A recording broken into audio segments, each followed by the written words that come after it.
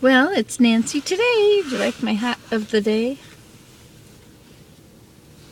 So I came down to Georgia. I took my time going and visiting people on the way.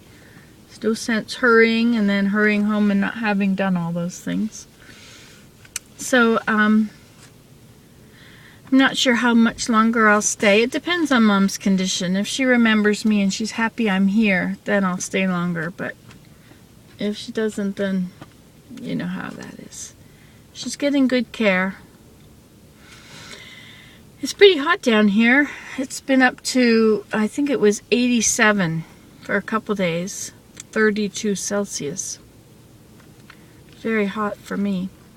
It was too hot for me to work in the yard, but there was a cool evening and a cool morning, so I was able to trim all the bushes in the front and the overgrown stuff and clean it all up. And I've even found somebody who will mow the lawn for her. So anyway, all is well. I'm trying to pack up some of the stuff I want to take with me. I have a lot of things still down here in my bedroom that should probably go to Canada while I have an empty vehicle. Because you know, I won't always have an empty vehicle. But I did see that at Lowe's you can buy a trailer for about $700. So one day when I have to deal with emptying the house, I don't want to think about that day. Actually, thinking about that day is fine. It's the losing my mom part that I don't want to think about. I thought about it the other day when I thought she was really in a bad way, mentally. And feeling like she was fading and we were going to lose her. And I just drove around. Just got in my car. I didn't know what to do. I just got in my car and drove. And I drove to the familiar place in Athens, which is her way to work. She always used to take these scenic back roads.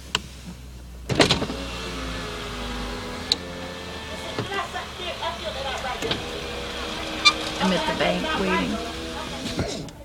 Anyway, so I drove around and I got to the place where her office was, and I just wanted to park and go in. And you know, I was really crying, and I got on the phone to my cousin, and she said, "Oh, Nanny." And she said that, like, in the course of all my crying, she said that about 4 times. And it was exactly the right thing to say. I felt so much better. I felt so understood and comforted. So if anybody's ever crying and you don't know what to say, you don't need to say, there, it's okay, she's not going to die, or you'll get over it, or, you know, anything silly. Just, "Oh, Nanny." I was just feeling my pain, which is really nice.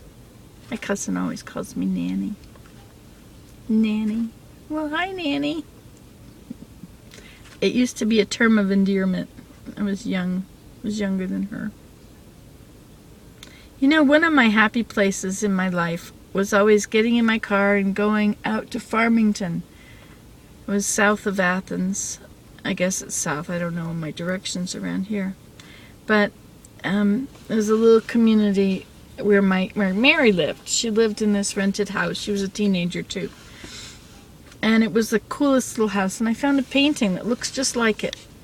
Who would you like your cashier check my payable to this guy? The treasury of the... It says it on that envelope. Oh, okay. It's for taxes.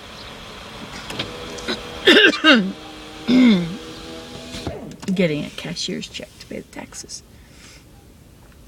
Anyway, so I have this painting of what to me looked very much like the house in Farmington.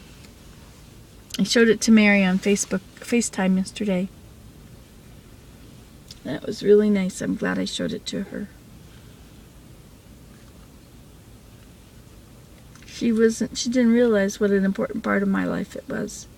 And it was her house where she lived. And we made peach jam there one year. And she never tasted any of it when she made jam. My cousin Mary. Anyway, well, there you go. That's a little bit of an update. So I'm in Athens, Georgia, and it's April the 13th. And I'm missing all the lovely weather at home. But you know what? My neighbors tapped the maple bush, and I saw a picture of it yesterday, and I could see my house in the distance. And it's really pretty here, and it's really warm here. But it's very humid. Anyway, I gotta see the good in everything. Anyway, bye-bye.